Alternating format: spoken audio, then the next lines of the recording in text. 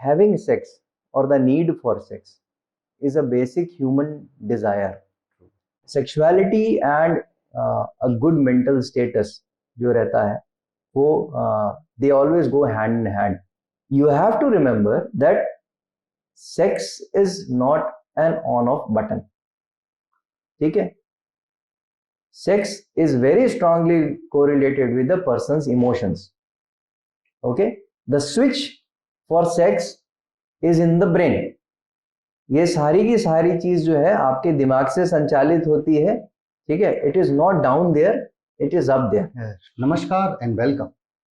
Sex education एक age के बाद ये बहुत इंपॉर्टेंट हो जाता है कि इसकी जानकारी अडल्ट्स और टीनेजर्स को रहे.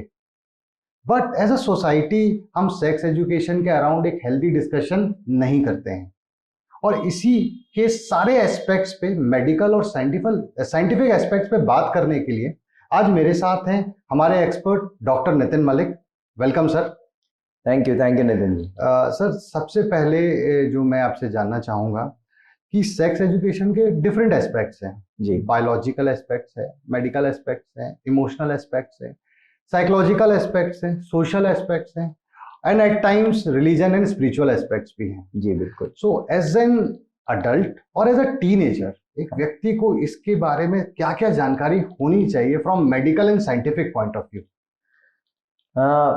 आपका जो सवाल है ये बहुत रेलेवेंट भी है एंड बहुत ब्रॉड भी है. एंड ये एक ऐसा मैटर है जिसके बारे में जिसको बोलते हैं ना, you can't brush it under the carpet. आप इसको डिनाई नहीं कर सकते हो, बिकॉज सेक्सुअलिटी जो है हर इंसान का एक सत्य है, और जिसके बारे में जो है इंसान अवेयर होना चालू होता है अपने टीनेज से. और आप जब अपने टीनेज से अवेयर होना चालू होते हो तो नेचुरली उसके बारे में जो है आपको जो अगर प्रॉपर जानकारी नहीं मिले तो आदमी, वो इंसान या वो बच्चा जो है, भले मेल हो भले फीमेल हो, वो अपनी सेक्सुअलिटी को लेके कई बार कंफ्यूज होता है, कई बार डिनाइल में जाता है, कई बार जो है वो उसको मिक्स्ड फीलिंग्स आती हैं अपनी सेक्सुअलिटी को लेके, और उसके वजह से जो है कई प्रकार की भावनाएं जो हैं वो जन्म लेती हैं, जो कई बार डिस्फंक्शनल भी होती हैं, कई बार गलत भी होती हैं, कई भ्रांतियां पालता है. और चीज़ एक जो बहुत दुखद है कि इतना बड़ा देश है हमारा, पूरे विश्व में सबसे ज़्यादा पॉपुलेशन है, और यहाँ पे ही जो है इतनी बड़ी पॉपुलेशन विदाउट सेक्सुअलिटी और सेक्स के तो नहीं हुई होगी, और उसके बाद भी इतने बड़े समाज में जो है सेक्स एजुकेशन के ऊपर जो है कोई ज़्यादा जोर नहीं दिया जाता है, कोई बात नहीं की जाती है. जो बातें हैं वो शायद सिर्फ किताबों में हैं या फिर सिर्फ कुछ पॉलिसीज में कुछ लिखी गई हैं, बट उनका इम्प्लीमेंटेशन अगर हम देखें तो उसका इम्प्लीमेंटेशन समाज में कुछ खास नहीं है. बिल्कुल. इवन बच्चे जो हैं अपने माँ बाप से पूछने में घबराते हैं, माँ बाप अपने बच्चों से बात करने में इसके बारे में संकोच करते हैं. तो बच्चों को जो है इसके बारे में प्रॉपर सेक्स के बारे में, सेक्सुअलिटी के बारे में प्रॉपर जानकारी जो है, सेक्स एजुकेशन जो है उनका जो होना, जिस समय पर होना चाहिए, सही समय पर होना चाहिए, ये चीज़ अपने यहाँ पे बहुत कमी है. जैसा आपने अपने सवाल में बोला कि इसके कई एस्पेक्ट्स होते हैं सेक्सुअलिटी के, और सेक्स एजुकेशन के बहुत एस्पेक्ट्स हैं. ना सिर्फ इसका कोई मेडिकल एस्पेक्ट है, ना सिर्फ फिजिकल एस्पेक्ट है, इमोशनल एस्पेक्ट है, बट इसके सोशल एस्पेक्ट्स भी हैं, इसके कल्चरल एस्पेक्ट्स भी हैं, इसके रिलीजियस एस्पेक्ट्स भी हैं. और ये सारे ही एस्पेक्ट्स जो हैं सेक्सुअलिटी को बहुत कंफ्यूजिंग बना देता है उस पर्टिकुलर इंडिविजुअल के लिए, उस पर्टिकुलर इंसान के लिए, क्योंकि इसमें से कई एस्पेक्ट्स जो हैं वो बहुत कन्फ्लिक्टिंग हैं, एक दूसरे को कन्फ्लिक्ट करते हैं. यानी एक एस्पेक्ट एक चीज बोलता है और दूसरा एस्पेक्ट जो है इसका ठीक विपरीत बोलता है. तो उस इंसान के लिए, जिसके लिए अभी ये एक नया एक कह सकते हैं कि अनुभव है, एक्सपीरियंस है, उसको जो उसके बारे में पता चल रहा है वो कन्फ्लिक्टिंग चीज़ें पता चल रही हैं. जब उसको कन्फ्लिक्टिंग चीज़ें पता चल रही हैं तो उसको समझ में नहीं आता कि मैं किस चीज़ पे विश्वास करूं और किस पे नहीं विश्वास करूं. तो और उसको ये बताने वाला कोई नहीं है, उसको एक गाइड करने वाला कोई नहीं है, कोई सिस्टम ऐसा नहीं है जो कि उसको इसके बारे में एजुकेट कर सके. तो जब ऐसी प्रॉब्लम किसी इंसान के सामने रहती है तो वो कई प्रकार के गलत डिसीजंस लेता है, कई प्रकार की उसको प्रॉब्लम्स आती हैं, और ना सिर्फ फिजिकल प्रॉब्लम्स आ सकती हैं बल्कि इमोशनल प्रॉब्लम्स आ सकती हैं, साइकेट्रिक प्रॉब्लम्स आ सकती हैं. और इसकी वजह से उसकी आगे की लाइफ जो है वो इफेक्ट होती है। तो इसलिए सेक्स एजुकेशन जो है वो एक बहुत ज़रूरी चीज़ है और बहुत ज़रूरी मुद्दा है, और जिसके ऊपर खुल के बात होनी चाहिए। और ना सिर्फ उसके फिजिकल एस्पेक्ट्स के ऊपर, मेडिकल एस्पेक्ट्स के ऊपर। मेडिकल एस्पेक्ट्स के ऊपर तो आपको बहुत जानकारी मिल जाएगी, क्योंकि मेडिकल एस्पेक्ट्स ऐसी चीज़ें हैं जो कि जो बहुत साइंटिफिक टाइप की चीज़ें हैं, आप मिल जाएगा। बट इसके अलावा बहुत सारे सवाल होते हैं लोगों को अपने कॉन्फ्लिक्ट्स के बारे में। मेडिकल एस्पेक्ट आपको, प्योरली मेडिकल एस्पेक्ट आप देखेंगे तो प्योरली मेडिकल एस्पेक्ट्स आपको जो है बहुत आसानी से सेक्सुअलिटी और सेक्स के बारे में मिल जाएंगे, उनके बारे में जानकारी मिल जाएगी। बट क्या है कि जैसे मैंने बताया कि बड़ी कन्फ्लिक्टिंग चीज़ें रहती हैं, क्योंकि इंसान की जो है वो सेक्सुअलिटी जो है वो सिर्फ मेडिकल एस्पेक्ट से तो गवर्न नहीं हो रही है, क्योंकि इंसान और जानवर, उसमें अंतर यही है कि इंसान जो है सिर्फ अपनी बायोलॉजिकल ड्राइव्स से नहीं चलता है, इसीलिए वो जानवर से अलग है। एक जानवर अपनी बायोलॉजिकल ड्राइव पे चलता है, उसकी बायोलॉजी उसको जैसे ड्राइव करा रही है वो वैसे काम कर रहा है।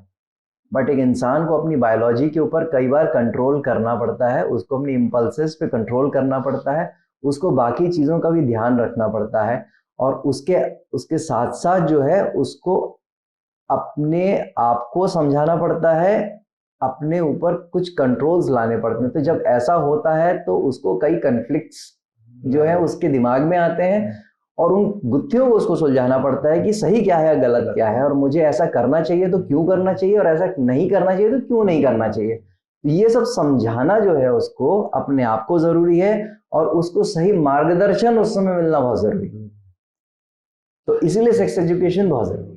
सर, जैसा आपने बताया, मैंने आपसे पूछा, ज़रूरी है, that's no doubt about it. आपने बहुत अच्छे से एक्सप्लेन किया। और जो कॉन्फ्लिक्ट पैदा होते हैं बाकी सारे एस्पेक्ट्स में, क्योंकि most of the aspects are, एक एस्पेक्ट बोलता करो, दूसरा एस्पेक्ट बोलता मत करो जी। और जब एक कॉन्फ्लिक्ट होता है तो आई थिंक ये कॉन्फ्लिक्ट को एक सही जानकारी से ही हम ठीक कर सकते हैं। जी बिल्कुल। राइट। तो एज ए टीनेजर और अडल्ट, तो क्या क्या पॉइंट्स आप मुझे स्पेसिफिक बता पाएंगे कि बायोलॉजिकल मुझे ये पता होना चाहिए, ये चीजें जो कॉन्फ्लिक्ट पैदा करने वाली वो कौन सी है, और उनका एक्चुअल रीजन क्या है, या उसका सही एस्पेक्ट क्या है, वो मैं आपसे जानना चाहूंगा। देखिए, अगर आप बायोलॉजी के बारे में बात करेंगे तो एक फिजिकल मैच्योरिटी या सेक्सुअल मैच्योरिटी हम बात करते हैं, तो सेक्सुअल मैच्योरिटी किसी भी इंसान में जो है, आप मान के चलिए कि टीनेज के समय से 15-16 साल की उम्र से एक कोई भी इंसान जो है वो, उसकी बायोलॉजी उसको सेक्सुअली मैच्योर कर देती है। अब बायोलॉजिकली तो वो सेक्सुअली मैच्योर हो रहा है, और सेक्सुअली मैच्योर होने का ये मतलब है कि उसमें वो सारे हार्मोन सिक्रीट हो रहे हैं, जिसकी वजह से जो है उसकी सेक्स ड्राइव जो है वो हाई हो रही है। राइट। उसके शरीर में वो बदलाव आ रहे हैं, जिसकी वजह से उसको जो है सेक्सुअल फीलिंग्स महसूस होंगी, और उसका शरीर भी सेक्सुअल इम्पल्सेस के प्रति वैसा रिस्पॉन्ड करेगा, उसके अंदर वो बदलाव आ रहे हैं। कैन यू जस्ट नेम जो बदलाव आप बोल रहे हैं, कुछ स्पेसिफिक जैसे बदलाव जिसको टीनेजर ऑब्जर्व कर सके। हम जैसे सेकेंडरी सेक्सुअल कैरेक्टरिस्टिक्स बोलते हैं, ठीक है ना। जैसे उसके जो पेनिस का है वो साइज इंक्रीज होना चालू हो जाता है, टेस्टिस के साइज बड़े हो जाते हैं, ठीक है। जैसे उसका attraction towards the opposite sex जो है वो एक नेचुरल महसूस होना इंसान को चालू हो जाता है। इंटरेस्ट अपोजिट सेक्स में जो है वो आना चालू हो जाता है। जब attraction towards the opposite sex होता है तो सेक्सुअल फीलिंग्स महसूस होती हैं, उस समय जो है बॉडी में चेंजेस आते हैं, पेनिस में इरेक्शन आता है, एक अंदर से इच्छा होती है कि मुझे इस पर्टिकुलर अपोजिट सेक्स के इंडिविजुअल के साथ जो है मुझे कुछ सेक्सुअल एक्टिविटी में इंडल्ज करना है। तो ये जो ड्राइव्स हैं, ये जो सामान्य ड्राइव्स हैं, ये सारी चीजें टीनेज के समय से आनी चालू हो जाती हैं। And sir, it happens with girls as well, I suppose. Yes, that's what I said कि ये एक टीनेज में किसी भी इंडिविजुअल का ऑपोजिट सेक्स के प्रति आता है, तो this applies both to males as well as females. आदमियों में भी ये होता है, औरतों में भी ये होता है, और इस एज से ये होना चालू हो जाता है। ये एक नॉर्मल बायोलॉजी है। आपने पूछा था बायोलॉजिकल क्या चेंजेस आते हैं, लेकिन बायोलॉजी जैसे मैंने बताया ना, इंसान और जानवर में फर्क यही है कि इंसान जो है सिर्फ अपनी बायोलॉजी से गवर्न नहीं होता है, इंसान के ऊपर बहुत सारी अलग अलग चीजें और भी हैं जिसका उसको ध्यान रखना पड़ता है। अब बायोलॉजी जो है वो आपको शारीरिक रूप से सेक्स के लिए तैयार कर रही है, आपको टीनेज के समय से आपको उसने तैयार कर दिया, आपकी बायोलॉजी ने आपको तैयार कर दिया। लेकिन बहुत सारी और चीजें हैं जो कि बोलती हैं कि अभी आपको सेक्स नहीं करना है। एग्जैक्टली, है ना। अब यहाँ एक विरोधाभास आ जाता है, यहाँ से कॉन्फ्लिक्ट चालू होता है, यहाँ से चालू होता है कॉन्फ्लिक्ट, है ना। अब आपकी बायोलॉजी बोल रही है सेक्स करिए, आपका बहुत सारी और चीजें हैं जिसमें कि आपका समाज, आपका परिवार, आपका वैल्यू सिस्टम, आपके रिलीजियस बिलीफ्स, बहुत सारे और इस प्रकार की चीजें जो आप हमेशा सीखते आए हैं, देखते आए हैं, सुनते आए हैं, ये सारी चीजें बोलती हैं कि नहीं, अभी आपको सेक्स नहीं करना है। उसका एक समय होता है, उसका एक दायरा होता है, एक वक्त होगा जब आपको करना है। तो ये एक विरोधाभास आने लगता है, उस समय से विरोधाभास चालू होता है। ठीक है, तो बच्चे में, टीनेजर से ये विरोधाभास जो है ना, वो उसके अंदर में ये प्रॉब्लम्स जिसको बोलते हैं कि हम कई प्रकार की इमोशनल टर्मोइल जो है वो चालू करता है, इमोशनल उसमें जो है थोड़ी सी तकलीफें चालू करता है कि क्या सही है क्या गलत है। ठीक है, बॉडी के ऊपर, बॉडी का जो रिस्पॉन्स है वो रिस्पॉन्स नॉर्मल है, जो बॉडी सेक्स को डिमांड कर रही है वो तो normal response. This is very important to understand, this is a very important point to understand, because क्या होता क्या है कि लोग जो हैं अपने इस रिस्पॉन्स को कई बार जो है गलत समझने लगते हैं। हाँ, है ना, यहां से प्रॉब्लम चालू होती है। राइट, अपने जो इस एज में जो बॉडीली चेंजेस आ रहे हैं, जो इस एज में जो इंपल्सेस आ रहे हैं, जो इस एज में जो नॉर्मल ह्यूमन फिजियोलॉजी के रिस्पॉन्सेस हैं, जो नॉर्मल एनाटॉमिकल चेंजेस हैं, जो शरीर में बदलाव हैं, वो चीजों को कई बार लोग एबनॉर्मल मानने लगते हैं, खराबी मानने लगते हैं। कई बार क्या होता है कि क्योंकि एजुकेशन प्रॉपर नहीं है इस मामले में, सेक्स के बारे में एजुकेशन प्रॉपर नहीं है, तो होता क्या है कि वो सुनते भी ऐसी चीजें हैं कि उनको लगता है कि ये चीजें जो है ना, ये जो हमारे साथ हो रही हैं ये एबनॉर्मल है, ये होता नहीं है लोगों के साथ। से फॉर एग्जांपल, अगर कोई 16-17 साल का मेल है और वो नॉर्मली सेक्सुअली डेवलप हो रहा है, और अगर उसमें जिसको हम बोलते हैं नॉक्टर्नल एमिशंस, या जिसको कि रात के समय जो है इजैकुलेशन हो जाना, इस प्रकार की बात होती है, उसको लेके वो परेशान हो जाता है, और उसको जो है वो अपने किसी दोस्त को बताता है, और उसका दोस्त बोलता है नहीं नहीं नहीं, ये तो ऐसा तो बिल्कुल नहीं होता है, और ऐसा हो रहा है तो तेरे को तो कोई बीमारी है, और तू तो कमजोर हो जाएगा इससे, तेरा तो सीमेन लॉस हो रहा है, और तेरे को तो शरीर से प्रोटीन निकल जाएगा, और इससे तू दुबला हो जाएगा, तू कमजोर हो जाएगा, और धीरे धीरे तेरा पूरा सीमेन निकल जाएगा, और पूरा सीमेन निकल के तू, तो इस प्रकार की बातें जो उसको ये जो उसको जो मिस एजुकेशन होता है उसका, ऐसा कुछ होता नहीं है जनरली बायोलॉजिकली, राइट। मैंने बताया ना, ये नॉर्मल ह्यूमन फिजियोलॉजी है। अब मैं आपको इसके बारे में समझाऊंगा, अगर एक एक चीज के बारे में, ह्यूमन जो नॉर्मल फिजियोलॉजी हो रही है। अब अब ये सिंपल चीज, इसके बारे में आपको एक एग्जांपल, ये इसको समझा, इस एग्जांपल को ही मैं फर्दर समझाना चाहूंगा कि ये नॉर्मल क्यों है। हाँ, ये नॉर्मल क्यों है। अब आपको जैसे नॉक्टर्नल एमिशन जो मैंने बोला, या जिसको हम ये बोलते हैं कि नाइट फॉल हो जाना, जो लोग बोलते हैं नाइट फॉल, एक टर्म बोलते हैं लोग, बहुत कॉमनली आता है, सर नाइट फॉल होता है, नाइट फॉल हो जाता है, तो उससे मैं कमजोर हो रहा हूँ। तो ये जो लोग जो इस टर्म को यूज करते हैं, तो हम उनको यही चीज समझाते हैं कि देखिए, आप की जो बॉडी है, वो बॉडी जो है इस समय सेक्सुअली मैच्योर है, सेक्सुअली मैच्योर है, तो वो फुली फंक्शनल है, सेक्सुअली फंक्शन कर रही है, और आपकी बॉडी में जो स्पर्म है वो स्पर्म पूरे समय प्रोड्यूस हो रहे हैं। तो समझ लीजिए एक फैक्ट्री में माल जो है वो पूरे समय बन रहा है, और वो जो स्पर्म है वो जाके स्टोर होते हैं कहीं पे, है ना, और जब वो स्टोर हो रहे हैं तो स्टोर की एक लिमिट होती है, वो स्टोर जब भर जाएगा और माल पूरे समय बन रहा है, और वो जो माल आज बन रहा है उसकी एक एक्सपायरी डेट है, 15 दिन की एक्सपायरी डेट है। 15 दिन के बाद वो स्पर्म जो है वो खराब हो जाएगा। जो स्पर्म आज बना वो उसकी लाइफ 15 डेज है। 15 डेज के बाद वो स्पर्म का जेनेटिक मटेरियल खराब होने लगता है। वो स्पर्म का काम क्या है? एक स्पर्म का काम यह है कि वो एक ओवम के साथ मिल के एक बच्चे को पैदा करेगा। तो उसके अंदर का जेनेटिक मटेरियल अगर 15 दिन के बाद खराब होने लगता है तो वो फिर इस काम को नहीं कर सकता। तो बॉडी का नॉर्मल रिस्पॉन्स रहता है कि जब स्टोर्स भरने लगते हैं तो वो पुराने को बाहर निकाल देता है, जिससे कि नए को स्टोर होने की जगह है। सिंपल सा लॉजिकल चीज है।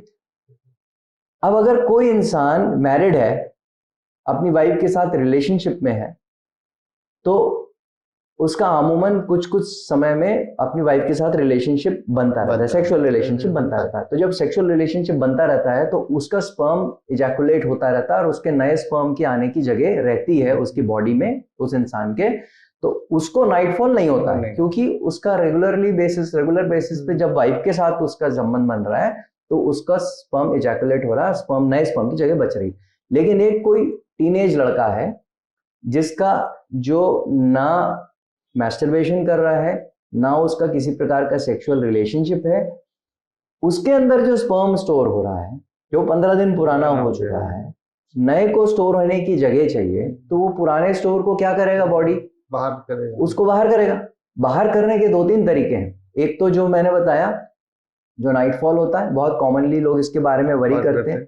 वेट ड्रीम्स भी बोलते हैं इसको। हाँ, वेट ड्रीम्स बोलते हैं कि रात में सपना आया और उसके बाद जो है वो इजैकुलेशन हो गया और बहुत परेशान होते हैं इसको लेकर, क्यों हो रहा, किसी से बात कर नहीं पाते हैं कि वेट ड्रीम आया हमको और फिर जो है उसकी वजह से फिर हमको बहुत कमजोरी आ गई है। कोई लोग बोलते हैं मेंटली बहुत कमजोर हो रहे हैं, याददाश्त कमजोर हो रही है, शरीर पतला हो रहा है, शरीर हाथ पैर दुबले हो रहे हैं। सो इसको लेके भ्रांति है कि प्रोटीन लॉस होता है, जबकि ऐसा कुछ भी नहीं होता, कुछ भी नहीं होता। ये नॉर्मल बॉडी की फिजियोलॉजी है, नॉर्मल मैकेनिज्म है बॉडी का, जिससे कि हमेशा इंसान के अंदर फ्रेश स्पर्म रहे। बॉडी इस एज में, आप इस एज में सबसे ज्यादा सेक्सुअली मैच्योर है, सबसे ज्यादा सेक्सुअली आप एक्टिव हैं इस एज में। बॉडी के अनुसार बायोलॉजिकली आप इस समय सबसे ज्यादा सेक्सुअली एक्टिव हैं। तो बॉडी आपको हमेशा तैयार रखती है, आप हमेशा तैयार रहते हैं। तो हमेशा तैयार आप तब रहेंगे जब आपके अंदर हमेशा आपकी फर्टिलिटी हमेशा टॉप पे तब रहेगी, जब आपके अंदर हमेशा अच्छे स्पर्म्स रहेंगे। अगर आपके अंदर पुराने बासे खराब जेनेटिक मटेरियल वाले स्पर्म्स रहेंगे तो आपकी फर्टिलिटी कैसे अच्छी रहेगी, आप अच्छे बच्चे कैसे पैदा करेंगे? तो आपको फर्टाइल रखने के लिए, अच्छा रखने के लिए, अच्छी फर्टिलिटी रखने के लिए बॉडी आपके अंदर हमेशा अच्छे जेनेटिक मटेरियल वाले स्पर्म्स को, ताजे स्पर्म्स को रखती है, तो पुराने को निकालती रहती है शरीर से। अब जो इंसान कभी मैस्टरबेट करता है तो उसमें निकल जाता है, जो इंसान किसी के साथ संबंध बनाता है उसमें निकल जाता है, तो नए की जगह रहती है। उनको वेट ड्रीम्स नहीं आते, लेकिन जो इस प्रकार की चीजें नहीं करते हैं उनको वेट ड्रीम्स आते हैं। तो ये नॉर्मल बॉडी की फिजियोलॉजी है और इसमें किसी प्रकार की कोई घबराने की ऐसी कोई बात नहीं है और ना ही कोई इसमें डरने की बात है। तो इस प्रकार की चीजें और जो होती हैं इंसान की बॉडी के साथ, जो चेंजेस होते हैं, नॉर्मल फिजियोलॉजिकल एनाटॉमिकल चेंजेस, इनको लोग बीमारी मान लेते हैं और उसको बीमारी मान के इतने परेशान होते हैं। और उसको बेसिकली परेशानी बीमारी नहीं होती है, परेशानी उनकी ये चिंता है कि ये प्रॉब्लम। तो वो जो चिंता है, वो जो वरी है, वो वरी जो रहती है ना, वो एक्चुअली में इलनेस को जन्म दे देती। तो एक्चुअली इलनेस कुछ नहीं है, इलनेस होने की चिंता एक्चुअली में प्रॉब्लम क्रिएट करती है। This explanation I will tell you, मुझे ना मेरा बचपन याद आ गया जब हमारे साथ ये चीजें हो रही थी, बट हम किसी से बात नहीं कर पा रहे थे और बहुत समय तक इसका एक्सप्लेनेशन भी नहीं मिला था। वो तो विद टाइम, जैसा आपने बोला, वो सेटल डाउन हो गया, राइट। बट ये एक्सप्लेनेशन आई एम श्योर कि बहुत सारे टीनेजर्स को मदद करेगा समझने में और वो उसको चिंता नहीं मानेंगे। Moving on to the next question, आपने बहुत अच्छे से एक्सप्लेन किया the biological aspect of it, but एक और बहुत बड़ा चैलेंज है, and it is around, challenge बोले या लैक ऑफ अवेयरनेस बोले, that is around masturbation, right ji. कुछ लोग इसको सही मानते हैं, कुछ इसको गलत मानते हैं, कुछ इसको हेल्दी मानते हैं, कुछ इसको अनहेल्दी मानते हैं, कुछ लोग इवन एडिक्ट हो जाते हैं इस चीज को लेके। और मतलब इवन आई हैव हर्ड कुछ लोग इसको पाप भी मानते हैं, हाँ। तो मैं आपसे सर सारे एस्पेक्ट, क्यों एक ह्यूमन बीइंग मैस्टरबेट करने के लिए मोटिवेट होता है या अंदर से वो इच्छा होती है कि मैं मैस्टरबेट करूं, तो क्या पता होना चाहिए मैस्टरबेशन के अराउंड? बहुत बहुत ही अच्छा सवाल है आपका मैस्टरबेशन के बारे में। एंड आपने जितने एस्पेक्ट्स जो इसके बोले ना, वो इसके अलग अलग एस्पेक्ट्स हैं इसके, है ना। कई लोग इसको सही मानते हैं, कई इसको गलत मानते हैं, है ना। कोई इसको हेल्दी मानता है, कोई अनहेल्दी मानता है, कोई इसको पाप मानता है, ठीक है। So and they are addict as well, and कोई एडिक्ट्स होते हैं इसके। सो पहली बात तो एक बात को ध्यान रखेंगे कि मैस्टरबेशन इज अ बिहेवियर, ठीक है, ये एक व्यवहार है, ठीक है।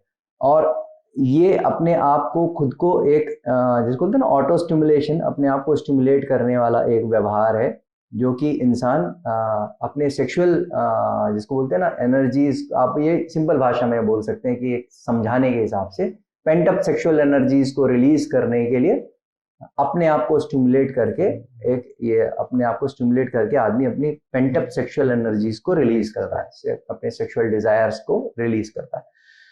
सो मेडिकली अगर हम बात करें, medically masturbation is a very normal kind of a human behaviour, जो कि सेक्सुअली मैच्योर इंडिविजुअल्स में देखने को मिलता है। मेडिकली ये नॉर्मल है, मेडिकली इसमें कुछ भी एबनॉर्मल नहीं है, ये मैं एकदम क्लियर करना चाहूंगा। बहुत बहुत इंपॉर्टेंट है ना, मैं एकदम क्लियर करना चाहूंगा, medically masturbation is a perfectly normal kind of a behaviour, जो कि सेक्सुअली मैच्योर इंडिविजुअल्स में देखा जाता है, भले मेल्स हो भले फीमेल्स हो, दोनों में, ठीक है। जहां तक सही और गलत की बात है, सही और गलत तो देखिए ये एक इंसान की खुद की सोच के ऊपर निर्भर है, और वो उसके एक इंडिविजुअल जिसको बोलते हैं आउटलुक के ऊपर निर्भर है, ठीक है। तो मैं सही और गलत बोलने वाला तो कोई इंसान नहीं हूं कि आप सही हैं कि गलत हैं, वो तो उस इंसान के खुद की उसके ऊपर है कि वो उसको सही मानता है कि गलत। मैं उसके मेडिकल एस्पेक्ट्स के बारे में बात कर सकता हूँ एज अ क्लिनिशियन और एज ए साइकियाट्रिस्ट, है ना। तो मेडिकली इसमें कुछ भी यानी कह सकते खराबी नहीं है ना, ये एक नॉर्मल ह्यूमन बिहेवियर है। रादर देखा जाए तो हम ये बोलते हैं कि पेंट अप सेक्सुअल एनर्जीज जो हैं, जो आपके अंदर दबी हुई या ये कह लीजिए कि भरी हुई सेक्सुअल एनर्जीज हैं, उनको रिलीज करने का ये एक हार्मलेस तरीका है। एंड हार्मलेस इसलिए कि इंस्टेड ऑफ आपकी किसी इसी प्रकार की एक्टिविटी में इंडल्ज करें जो कि out of stable sexual relationship हो, कि आपका कोई सेक्सुअल पार्टनर नहीं है और सामाजिक रूप से भी आपको अपने समाज में जैसे जो है उसकी बंदिशों का आपको ध्यान में रखना है, और आपको कोई सेक्सुअल पार्टनर ऐसा है नहीं, तो आप कहीं और ऐसे सेक्सुअल रिलेशनशिप में जाएं जो कि डेंजरस है, जो जो आपको कई बीमारियों से एक्सपोज कर सकता है, जैसे HIV हो गया या सेक्सुअली ट्रांसमिटेड डिजीजेस हो गया, उनसे एक्सपोज कर सकता है। तो ऐसी रिलेशनशिप में जाके अपनी पेंटअप सेक्सुअल एनर्जीज रिलीज करने से बेहतर है कि आप मैस्टरबेशन करें। सो मैस्टरबेशन उस वे में मेडिकली जो है हार्मलेस है एंड मेडिकली बेटर है than going into such kind of relationships जो कि मेडिकली आपको तकलीफ में डाल सकती हैं और ऐसी इलनेसेस में डाल सकती हैं जैसे HIV हो गया या सेक्सुअली ट्रांसमिटेड डिजीजेस हो गया, ठीक है। सो वैसा। अब जहां तक दूसरा था आपका क्वेश्चन कि लोग जो है ये बोलते हैं कि ये पाप है। सो देखिए ये इसका एक रिलीजियस एस्पेक्ट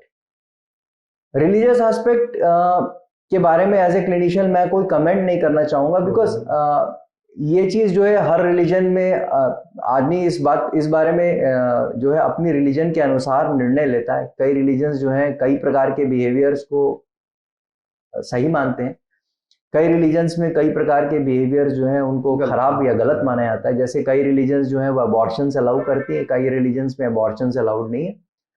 सो इसी प्रकार से मैस्टरबेशन के बारे में भी हर रिलीजन का अपना अलग अलग व्यू है। तो इंसान अपने रिलीजन को जैसे प्रैक्टिस करता है उसी प्रकार से वो अपने इस बिहेवियर को, मास्टरबेशन के बारे में व्यू करने के लिए वो स्वतंत्र है, वो निर्णय ले सकता है।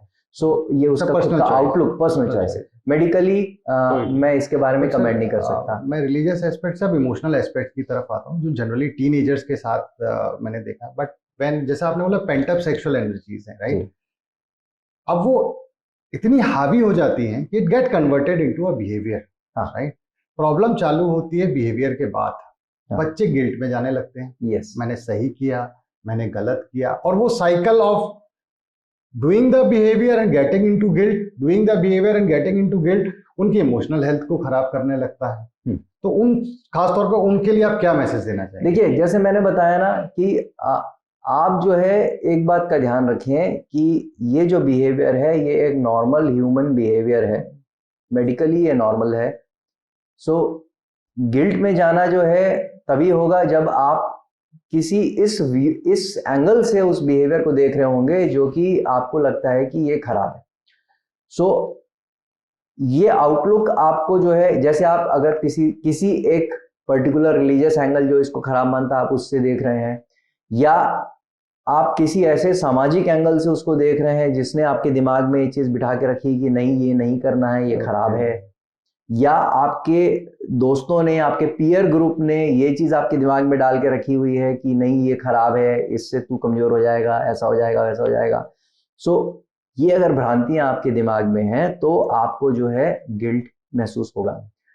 तो आपको अपनी भ्रांतियां क्लियर करने की जरूरत है, ठीक है ना, क्योंकि मेडिकली तो मैं आपको ये बता सकता हूं कि इससे इस प्रकार की कोई प्रॉब्लम नहीं आएगी, किसी प्रकार की ऐसी प्रॉब्लम नहीं आएगी। हाँ, मैंने जैसे पहले बताया था कि ये एक बिहेवियर है, जैसे कि बाकी बिहेवियर्स में प्रॉब्लम आती है, इस बिहेवियर में भी प्रॉब्लम आ सकती है। आपने एडिक्शन की बात करी थी जी, ठीक है। सो मैं एडिक्शन की तो नहीं बोलूंगा, बट हाँ ये बोल सकता हूं कि कई बार ये एक प्रकार का कंपल्सिव एक्ट जैसा हो जाता है, आप एडिक्शन जैसा ही बोल सकते हैं उसको। सो एक प्रकार का कंपल्शन जैसा हो जाता है कई लोगों के लिए, जो है वो इसको एक कंपल्सिव बिहेवियर जैसा rather ऐसा बोले sir, at times it is a demand from the body. Yeah, they get into a sort of, they force their body to that behavior. वो जो ऑटो ग्रेटिफिकेशन वाला जो उनका जो प्रोसेस रहता है वो इतना ज्यादा उनको, यानी जो ये कह सकते हैं कि जो उसकी जो प्लेजर सीकिंग जो रहती है वो उनकी इतनी आदत बन जाती है कि दे गेट इनटू दैट। अब फिर जब जिसको बोलते हैं ना कि इज इट हार्मफुल, जो अति होती है, अति तो हर किसी चीज की खराब है। तो जब ये बिहेवियर जो है अगर आपके रूटीन्स को डिस्टर्ब करने लगे, अगर आपके जो है नॉर्मल बायोलॉजिकल फंक्शंस को डिस्टर्ब करने लगे, आपकी रोजमर्रा की जिंदगी पे हावी होने लगे, उसमें ये बिहेवियर भी है, मास्टरबेटरी बिहेवियर भी है, अगर ये बिहेवियर भी अगर आपके रूटीन्स को डिस्टर्ब करने लगे, आपके नॉर्मल बायोलॉजिकल फंक्शंस लाइक आपकी स्लीप, आपकी एपिटाइट को डिस्टर्ब करने लगे, और आपके जो नॉर्मल क्रियाकलाप है, नॉर्मल काम है, नॉर्मल कार्य जो आपको करने चाहिए, नॉर्मल रूटीन्स हैं, उनको डिस्टर्ब करने लगे, तो ये बिहेवियर भी अपने आप में एक डिस्फंक्शनल बिहेवियर हो जाता है। तब मैं इसको नॉर्मल नहीं कहूँगा, ठीक है ना। तब मैं ये नहीं बोलूँगा कि आप जो कर रहे हैं नॉर्मल है, ठीक है, आप दिन में जो है अगर 10 बार मैस्टरबेट कर रहे हैं तो वो नॉर्मल, तो मैं ये नहीं बोलूँगा। आप जो है अपने सारे कामकाज छोड़ के आप मास्टरबेट कर रहे हैं तो वो नॉर्मल है, तो मैं ये नहीं बोलूँगा कि ये नॉर्मल है। तब मैं बोलूँगा कि अब आपका मास्टरबेटरी बिहेवियर जो है ना वो एबनॉर्मल हो रहा है, या तो एक कंपल्सिव बिहेवियर हो रहा है, या जिसको हम बोलते हैं एडिक्शन जैसा हो रहा है, तो अब इसके ट्रीटमेंट की जरूरत है, ये अब नॉर्मल नहीं है। तो वो साइकेट्रिक पॉइंट ऑफ व्यू से वो नॉर्मल नहीं है। वंस इन अ वाइल आपकी पेंट अप सेक्सुअल एनर्जीज के लिए रिलीज करने के लिए, till the time society allows you और you get a stable partnership, you get into a stable sexual partnership, तब तक जरूरी है। तब तक जो है अगर आप कभी कभार करते हैं तो that is an harmless behaviour, और दैट इज बेसिकली जिसको बोलते हैं ना मेडिकली आपको किसी प्रकार का कोई नुकसान नहीं करेगा, आपको कोई कमजोरी नहीं लाएगा, किसी प्रकार का कोई प्रोटीन लॉस नहीं करेगा, कुछ आपको कोई तकलीफ नहीं देगा। That's good sir. सर आपने बहुत अच्छे से इस चीज को एक्सप्लेन किया, and I think it will help a lot of people. Let's move on to the one more aspect, that is watching porn. I will not get into sahi galat of that aspect, how it affects somebody's sexual life and sexual health. See, watching porn, how it affects somebody's sexual life. See, you have to remember that basically porn is created, जो porn का जो creation होता है, ये it is something like watching, it's a movie. Basically आपको ये remember करना है कि ये movie है, that is not real. ठीक है? So वहाँ जो भी चीज़ आप देख रहे हो, you have to keep in mind कि that is something which is created for the sake of, यानी जिसको बोलते हैं सामने वाले को प्लीज करने के लिए और सामने वाले को इन ऑ डालने के लिए होती है। जैसे कि कोई भी मूवी होती है, आप कोई फिल्म देखने जाते हैं तो आप सपोज आप किसी अच्छे हीरो की मूवी देखने जाते हैं, तो वहाँ हीरो बहुत सारे ऐसे काम करता है जो आपको लगता है वाह क्या किया, यानी हाँ चार लोगों को मार दिया उसने, वहां से कूद गया, यहाँ से कूद गया। तो बट वो चीज आप भी जानते हो कि ये रियल में नहीं होता है ना, और ये किसी भी इंसान के लिए कर पाना नामुमकिन है, ये कोई इंसान नहीं कर दिया। ये आदमी जो हीरो दिख रहा है इसी को बोल्डिंग करने को, ये यहाँ से वहां तक नहीं कूद पाएगा, लेकिन मूवी में सब दिखा रहा है, किया जाता है। So films are created to take you into a world which is unreal, and वो 3 घंटे के लिए या 2 घंटे के लिए या जितनी भी देर के लिए मूवी है, उतनी देर के लिए आप जो है यू लिव योर फैंटेसीज। तो similar is the case with porn. True, very well explained, sir. So porn is also created with something which is जिसको बोलते हैं ना not normal, है ना। It is not with normal kind of, जो भी आप उसमें देखते हो, जो भी आप जिनको आप देखते हो, आप दे आर सिलेक्टेड बिकॉज वो जो है दे कैन पुट दी, जो लोग देख रहे हैं उनको, उन लोगों को they can put those watchers in awe. अरे बाप रे, यानी वो वाली फीलिंग ला सकते हैं। सो वो खोजे जाते हैं ऐसे लोग, है ना, उनको वैसा जिसको बोलते हैं वैसा एटमॉस्फेयर दिया जाता है, वैसी मेडिकेशंस का यूज किया जाता है, जिससे कि वो उस प्रकार की परफॉर्मेंस वहां पे पॉर्न में वो लोग कर सकें, which is not normal in any medical sense. ठीक है, वो हो ही नहीं सकता। ठीक है, but that puts the person in awe, and जो देखने वाला है वो उस फैंटेसी वर्ल्ड में वो अपनी फैंटेसी लिव करता है वहां पे। इधर द बॉय और the girl who is watching, आप देखना वो प्रोटोगेनिस्ट की जगह अपने आप को डाल देंगे। ठीक है ना, कि यहाँ पे अगर कोई लड़का देख रहा है तो वो मेल की जगह अपने आप को इमेजिन करेगा, कोई फीमेल देख रही है तो वो उस फीमेल की जगह अपने आप को इमेजिन करेगी। So you enter into that fantasy world, तो आप ऑन इसलिए बनाई जाती है। बट देन उसकी प्रॉब्लम क्या रहती है, you start believing that this is how it happens in the real world. वहां से प्रॉब्लम चालू होती है, और वहां से सारी तकलीफ चालू होती है, because that expectation is not met, it cannot be met. जैसे मैंने बोला ना कि आप मूवी में देखते हो कि हीरो 10 लोगों को एक साथ पीट रहा है, और वो हीरो को आप बोलोगे कि भैया तू इस एक आदमी को पीट के दिखा दे, वो उस आदमी से भी पीट के आ जाएगा। ठीक है ना। तो same is the thing with porn. आप उस पॉर्न को देखते हो, you enter that fantasy world, you believe that fantasy world to be true, and when you have sex in the real world, आप कुछ भी वैसा नहीं पाते हो, आप उसका 10% भी आप रियल वर्ल्ड में नहीं पाते हो, तो then you start believing either your partner is at fault और आप में खुद में कोई कमी है। सो यहाँ पे जो है प्रॉब्लम चालू होती है, रिलेशनशिप में प्रॉब्लम चालू, और रिलेशनशिप में प्रॉब्लम चालू होती है। तो आपको लगता है या तो मेरा पार्टनर में गड़बड़ी है या मेरे में गड़बड़ी है। पॉर्न में तो हमने ऐसा देखा था, वहां तो ऐसा देखा था, है ना। वहां तो जो पेनिस का साइज था वो इतना बड़ा था। ठीक है, वहां तो इतनी देर तक वहां पर दे हैड सेक्स। सो यहाँ पे तो हम कर ही नहीं पाए। ठीक है, वहां तो they had in all different, जिसको बोलते हैं ना कि अजीब अजीब टाइप की पोजेज में दे हैड सेक्स, जो हम यहाँ कमी कर ही नहीं पाए। यहाँ तो कमर ही दुख गई यहाँ पे। So not possible. सो आप वो सब चीज़ों को अगर आप देखेंगे तो पॉर्न वाली लाइफ को अगर आप रियल लाइफ में आप करने की कोशिश करेंगे, इमेजिन करेंगे, तो दैट इज गोइंग टू, जिसको बोलते हैं ना, आपको लिए बहुत बड़ा एंटी क्लाइमैक्स होने वाला है। और जब वो एंटी क्लाइमैक्स होता है लाइफ में, तो आदमी उसको उसको जो है बहुत डिसअपॉइंटमेंट होता है, और वो डिसअपॉइंटमेंट जो रहता है ना वो आज की रिलेशनशिप्स को स्पॉइल करता है। एग्जैक्टली ठीक है, so this is how porn is responsible for killing a person sexual life. Very well explain sir, इतने सिंपल तरीके से you have clarified all the doubts related to that, क्योंकि काउंसलिंग में बहुत सारे केसेस इसी प्रॉब्लम को लेके आते हैं हमारे पास में, सर वहां तो ऐसा था ना, my partner is not that supportive, वो बड़े अनरियलिस्टिक एक्सपेक्टेशंस हो जाते हैं। Yes, and sir one last question for this interview, क्या healthy sexual life and healthy mental life inter related है? ऑब्वियसली। हाउ है तो कैसे? Yes, they are obviously related, and you have to remember that sexuality and a good mental status जो रहता है वो they always go hand in hand. Having sex or the need for sex is a basic human desire. So if the desire is not fulfilled, that leads to some sort of जिसको बोलते हैं ना built up frustrations जो हैं, और उसकी वजह से जो है इंसान की मानसिक स्वास्थ्य पे जो है आगे जाके फर्क पड़ता है।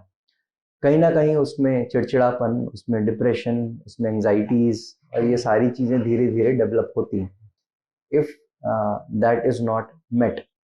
सो ये तो मानसिक स्वास्थ्य का असर, मानसिक स्वास्थ्य पे असर होता है सेक्स का।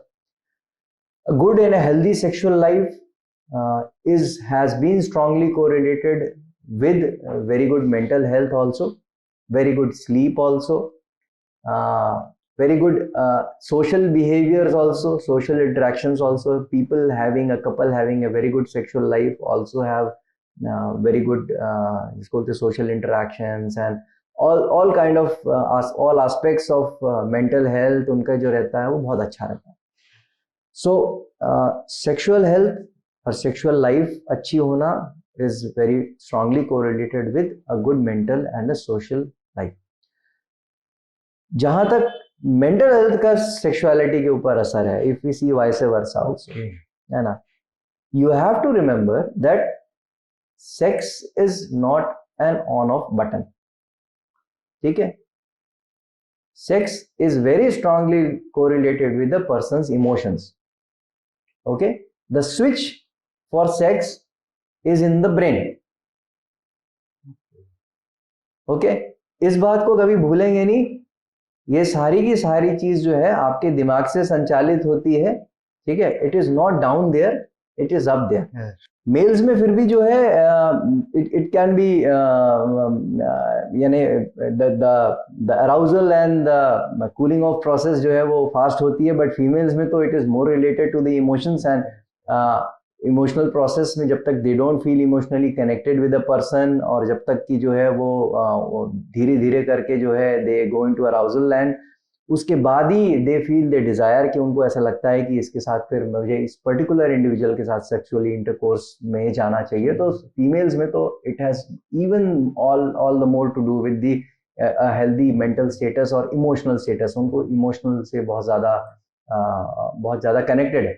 सो this is how a healthy mind leads to a healthy sexual life. So and आपने ये भी देखा होगा कि किसी दिन आप बहुत ज़्यादा एंजाइटी में हो, तो अगर उस दिन जो है आप बहुत तनाव में हो, आपको काम में तकलीफ है, आपको बिजनेस में कोई टेंशन है, और आपके दिमाग में बहुत सारी चीज़ें चल रही हैं, और उस दिन आपका पार्टनर डिमांड करे कि let's have sex, so you won't be able to have sex, your body won't cooperate, you won't have erections, maybe the female won't be able to, उसको घर में बहुत ज़्यादा टेंशन है, और आप you force her to have sex and she will become angry, she won't get wet down there, and ये सारी चीजें जो है ये प्रॉब्लम्स होती हैं। सो अराउजल ही नहीं आता है if the mind is not prepared, so the body won't respond. So a healthy mind is very important for having a healthy sexual intercourse. तो वो तो बेसिक चीज है ही।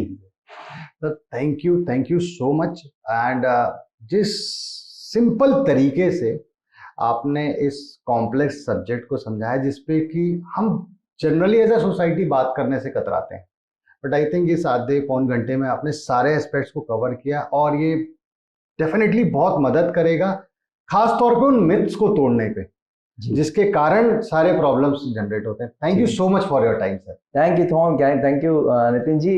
It's always a pleasure to talk to you on these kind of issues. Thank you so much. Sir. Thank you. Thanks a lot.